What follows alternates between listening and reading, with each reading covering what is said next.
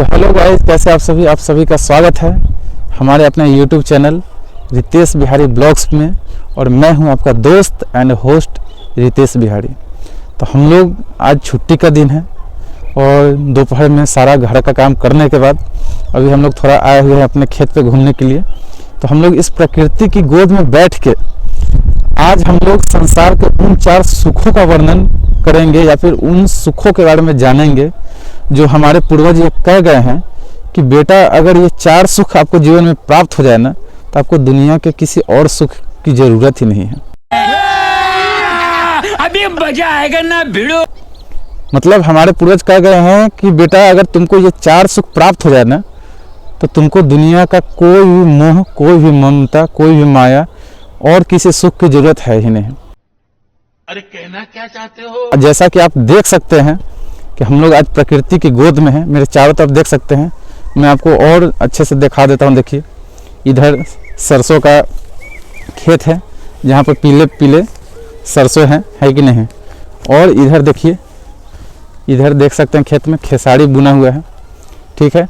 तो आज हम लोग जिन 4 सुखों के बारे में जानने वाले हैं ना, वो 4 सुख तो हमारे पूर्वज कह के गए हैं, लेकिन मेरा मानना है कि एक 5वां भी सुख है जो इन 4 सुखों से ज़्यादा मायने रखता है।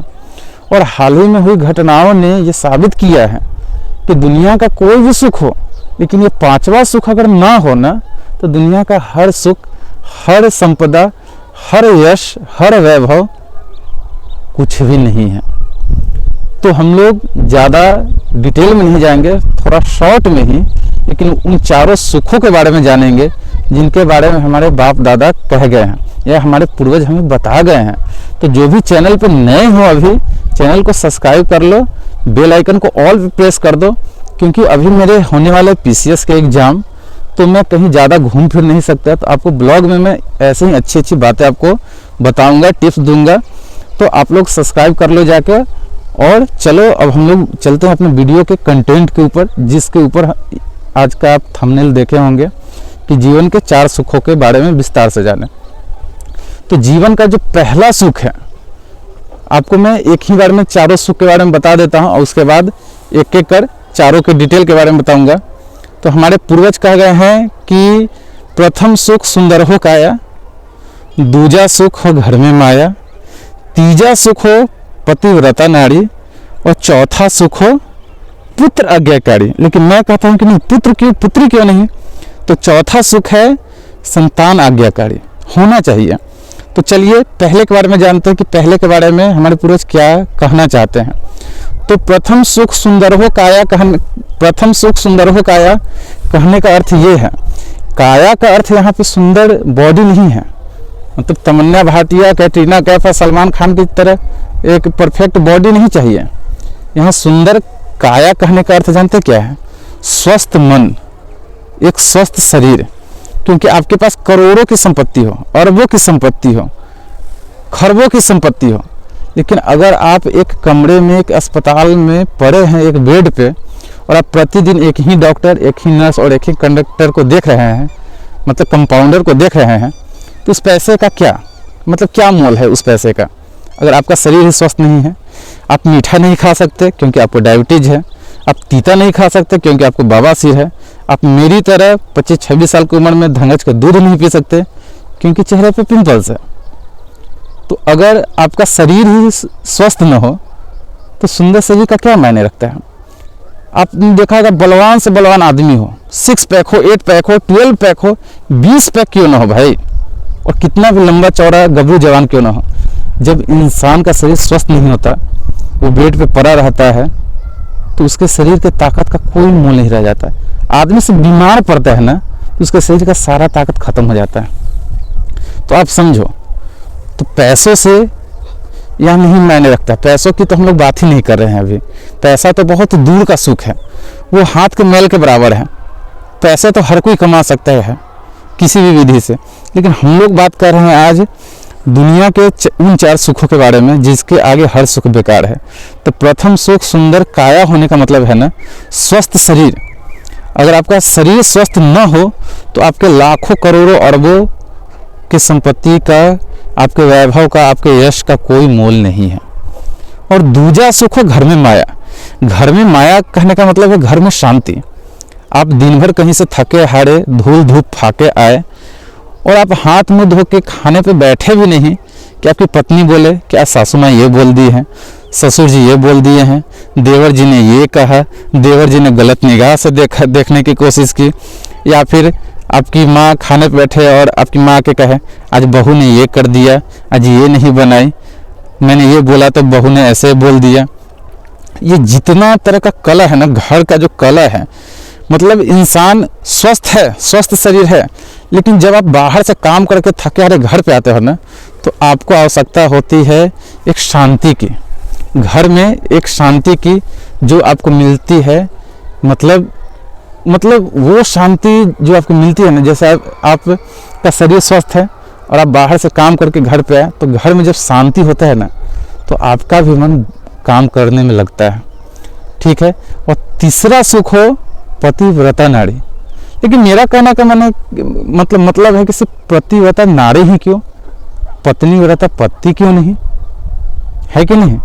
तो पतिव्रता नारी कहने का मतलब ये है कि पत्नी सिर्फ पत्नी होने का दायित्व न निभाए, बल्कि सुख दुख में एक साथी की तरह अपने पति के साथ खड़े रहे। एक पुरुष के जीवन में पहला सुख तो सुंदर काया हो गया, और दूसरा सुख घर में शांति हो गया, घर में माया हो गया, लेकिन तीसरा सुख है पतिव्रता नारी कि मतलब पत्नी अपनी पत्नी होने के साथ साथ एक दोस्त का भी फर्ज निभाए। अगर पति गुस्सा में अगर दो शब्द बोल दिया तो ये नहीं कि चलो अब मुझे तलाक चाहिए, नहीं, ऐसा नहीं। आप पूछो क्या बात है जी, क्या हुआ, आज कुछ मैटर हो गया क्या। एक साथी की तरह खड़े रहो। अभी गुस्सा है करेंटली में, आधा घंटा के बाद जब मन शांत होगा, बिस्तर पे सोने आएंगे, वो सारा गम भूल जाएंगे वो, अगर आप एक दोस्त की तरह आप उनके साथ ट्रीट करोगे तो। और चौथा सुख है संतान आज्ञाकारी। हमारे पूर्वज तो कहा गया है पुत्र आज्ञाकारी, लेकिन मेरा मानना है कि पुत्री के भी हाथ, पुत्री ही तो घर की लक्ष्मी होने के साथ साथ घर की इज्जत होती है। तो मेरा मानना है कि सिर्फ पुत्र ही आज्ञाकारी नहीं होना चाहिए, बल्कि पुत्री भी आज्ञाकारी होना चाहिए। और जब हम लोग पुत्र और पुत्री को सम्मिलित रूप से देखते हैं तो हम कह सकते हैं कि चौथा सुख है संतान आज्ञाकारी। मतलब संतान आज्ञाकारी होना चाहिए। आज्ञाकारी कहने का मतलब ये है कि जब एक पुरुष घर पे न हो तो उसको ये विश्वास रहे कि जो मेरा बेटा है वो मेरा दायित्व घर पे अच्छे से निभाएगा, अपनी बहन का, माँ का ख्याल रखेगा। ठीक है। और घर में जो भी बड़े बुजुर्ग हैं उनके स्वास्थ्य का भी वो ध्यान रखेगा। लेकिन इन चारों सुखों के अलावा गाइज, आज मैं जो पांचवा सुख जोड़ने वाला हूँ ना, उसका मैं एक बहुत ही बड़ा आपको एग्जाम्पल देने वाला हूँ। आपको लगेगा ये सुनने के बाद कि हाँ, बंदा सामने से सही कर रहा है। इन चार सुख के अलावा भी पांचवा सुख चाहिए, और वो सुख जानते क्या है? ये जो मेरे आप पीछे देख रहे हैं, एक प्रकृति। आपने पैंडेमिक देखा कोरोना का, आपको लगता है कितने बड़े बड़े आदमी करोड़पति अरबपति चले गए दुनिया से, कितने बड़े बड़े गबरू जवान जिनका शरीर 5-5, 6-6 फीट का, एकदम चौड़ी छाती 56 इंच की है, एक बार कोरोना हुआ बेड पे गए, फिर उठे ही नहीं, चल दिए दुनिया से। बहुत बड़े बड़े हीरो हीरोइन भी चले गए दुनिया से। और प्रकृति दुनिया का पांचवा सुख इसलिए भी है गाइस, क्योंकि आप अभी देख रहे होंगे लॉस एंजलिस में क्या हो रहा है। अभी लॉस एंजलिस पूरा जल के खाक है, अमेरिका का कोई पावर ही नहीं चल रहा है। तो प्रकृति जो है ना, वो खुद ही अपने आप में ईश्वर है। न्यूटन ने अपनी किताब द प्रिंसिपिया न्यूचेरिस फिलोसोफिया मैथमेटिका में लिखा था नेचुरा न्यूचेरिस, मतलब प्रकृति ही ईश्वर है। इसलिए तो ब्रह्मांड में हमको ईश्वर नहीं मिलता, क्योंकि वो प्रकृति के रूप में ही है। समझ गए? हमारे देखिए प्रकृति के रूप में ही है अंटार्कटिका है, वहां माना जाता है कि हजारों फीट समुद्र के अंदर बर्फ में इतने खतरनाक वायरस है ना कि उनके सामने कोरोना तो कुछ है ही नहीं। तो प्रकृति का ना स्वस्थ होना, सुंदर होना बहुत ज़्यादा जरूरी है। अभी आप शाम हो गया है, थोड़ा सा मतलब डार्क नज़र आ रहा होगा आपको, तो आपको मैं व्यू दिखाता हूँ थोड़ा सा गांव का कि अभी कैसा व्यू है। ऐसे तो आप मेरे पीछे देख रहे हैं, लेकिन आप चारों तरफ का व्यू देखें। ये देखिए, ये चारों तरफ हमारा ही खेत है, ठीक है। आप इधर देखें, वहाँ पे दूर एक आदमी आपको आग जला के दिख रहा होगा, उधर भी हमारा ही खेत है। लोग आग ताप रहे हैं क्योंकि अभी ठंडा है। और ये देखिए गाइस, चारों तरफ क्या हाल है। और ये है पुनपुन नदी, ये बिहार के पुनपुन से निकलती है और गंगा में जा कर के, फतुहा में जाके गंगा जी में मिल जाती है। ये आप देख सकते हैं, ठीक है। इतनी देर से मैं नदी के किनारे खड़े होकर ही, देखिए मैं कहाँ पे खड़ा होकर वीडियो बना रहा था। बस मुझे कुछ भी नहीं चाहिए गाइस। आप लोग ये बताओ कि मैंने जो आपको बताया 4 सुखों के बारे में, जो हमारे पूर्वज कह गए हैं हम लोग को, और उसमें जो मैंने 5वां सुख जोड़ा कि प्रकृति का भी स्वस्थ होना बहुत ज़रूरी है। क्योंकि हमारी एक लेखिका है सुमित्रा नंदन पंत जी, जो शायद अभी इस दुनिया में नहीं है। उन्होंने एक कविता लिखी है, शायद 9th या 10th में हम लोग को पढ़ना है, भारत माता ग्रामवासिनी। उस कविता में उन्होंने बताया है कि भारत माता जो है वो गाँवों में वास करती है। लेकिन आजकल के लोग 2 पैसे कमाने के लिए और नियमों की धज्जियाँ उड़ा करके गाँवों में फैक्ट्रियाँ खोल रहे हैं और केमिकल का पानी नदियों में गिरा रहे हैं, जिसके कारण से सिर्फ पानी ही दूषित नहीं हो रहा बल्कि प्रकृति भी दूषित हो रहा है। कार्बन मोनोऑक्साइड और इथेन मिथेन न जाने कितने सारे जहरीले गैस भरे हुए हैं। आप लोग देख सकते हैं, ये जो नदी मैंने अभी दिखाया, देखिए ये पुनपुन नदी जो है, इसका पानी पहले एकदम पीला स्वच्छ हुआ करता था, हम लोग दिन भर नहाते थे। लेकिन अभी आपको दूर से काला नज़र आ रहा है ना, ये शाम की वजह से या फिर पेड़ के छाहा की वजह से नहीं है, ये सचमुच में काला है। मैं अपने किसी दिन ब्लॉग में मैं आपको एकदम नदी के किनारे ले जाके एक 2-4 मिनट का वीडियो बना कर दिखाऊंगा कि नदी का पानी कितना काला हो चुका है। और ये जितने साइनाइड है ना, जो फैक्ट्रियों के माध्यम से पाइप से निकलता है, ये हमारे प्रकृति को दूषित कर रहे हैं। और जब जब दुनिया ने प्रकृति के साथ, यानी कि साक्षात ईश्वर के साथ खेलने का कोशिश किया है ना, तब तब भगवान ने किसी न किसी रूप में, चाहे वो वायरस के ही रूप में क्यों ना हो, और इंसान को ये जताया है कि क्यों कहा जाता है गॉड इज ऑलमाइटी, यानी ईश्वर ही सर्वशक्तिमान है। आज अमेरिका के पास इतना पावर है, इतनी बड़ी सेना है, इतना ताकतवर सेना है, इतने पैसे हैं, तो भाई बुझा लो ना, लॉस एंजलिस का आग बुझा लो। तुम एक जगह का आग बुझा रहे हो, भगवान मतलब हवा के माध्यम से आग का रास्ता ही बदल दे रहे हैं। बुझाओ, कितना बुझाओगे? ऊपर से गैस गिरा रहे हो, उस सबको हवा में उड़ा दे रहे हैं, मतलब जहाँ गिरना चाहिए वहाँ गिर ही नहीं रहा। तो यही है गॉड इज ऑलमाइटी। और न्यूटन ने अपने बुक में लिखा न्यूचेरा न्यूचेरिस, मतलब कि प्रकृति ही ईश्वर है, इसलिए प्रकृति की पूजा करनी चाहिए। हम लोग अपने हिंदू ग्रंथ के अनुसार हम लोग पेड़ की भी पूजा करते हैं, पशु पक्षियों की भी पूजा करते हैं। हालांकि कुछ व्यक्ति पशु पक्षियों को मार के खाते हैं, तो वैसे लोग हिंदू है ही नहीं। क्योंकि अगर वो हिंदू होते, उनको अपने धर्म का ज्ञान होता, तो इतना तो लॉजिक सबके पास होता ना कि शिव जी को साक्षात पशुपतिनाथ कहा जाता है। तो इसीलिए तो दुनिया में लोगों को मतलब इतना हॉट बॉडी है, सुंदर शरीर है, लंबा चौड़ा बदन है, फिर भी 10 लाख बीमारियां हैं। क्यों? इसीलिए क्योंकि आप प्रकृति के नियमों के साथ खिलवाड़ कर रहे हैं। तो ठीक है गाइस, तो ये जो 4 सुखों के बारे में मैंने आपको बताया कि प्रथम सुख सुंदर हो काया, यानी कि स्वस्थ शरीर हो। दूसरा सुख हो घर में माया, मतलब घर में शांति। तीजा सुख हो प्रतिव्रता नारी, मतलब एक पत्नी के साथ साथ एक दोस्त की तरह भी आपके साथ खड़ी रहे। और चौथा सुख हो संतान आज्ञाकारी के साथ साथ जो मैंने आपको 5वां सुख बताया ना, ये प्रकृति का स्वस्थ होना। अगर प्रकृति स्वस्थ नहीं है तो आप लोग समझ रहे हैं सब कुछ बेकार है। तो आप लोग बताइएगा आपको वीडियो कैसी लगी।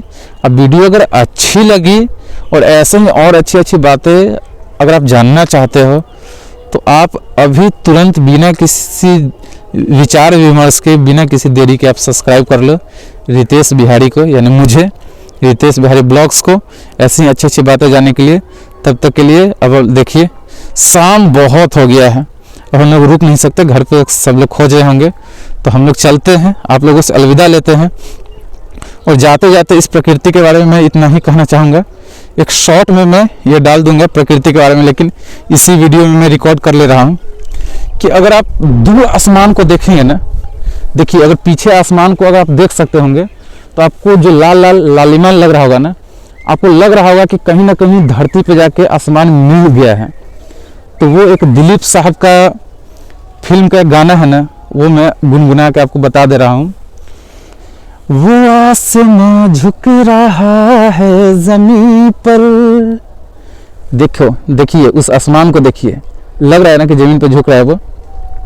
तो एक गाना है जो मुझे बहुत पसंद है, ये आसमां झुक रहा है ज़मीन पर, ये मिलन हमने देखा यहीं पर, ये आसमां झुक रहा है ज़मीन पर, ये आसमां झुक रहा है ज़मीन पर, ये मिलन हमने देखा यहीं पर, यही रुंझुन यही गुनगुन के जैसे नाचे ज़मीन, सुहाना सफर और ये मौसम हंसी, हमें डर है हम खो न जाए कहीं, सुहाना सफर और ये मौसम हंसी।